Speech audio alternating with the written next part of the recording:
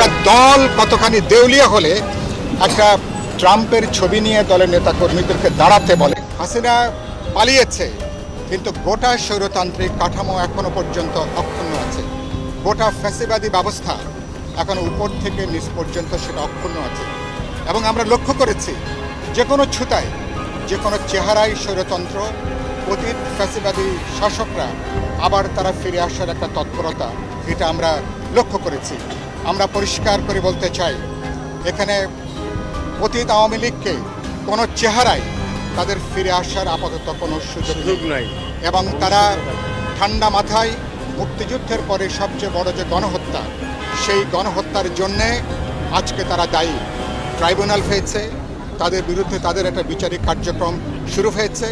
16 বছরে তারা যে অপরাধ সংগঠিত করেছে, একদিকে রাষ্ট্রীয় সন্ত্রাস, একদিকে গুম খুন, আরেকদিকে গোটা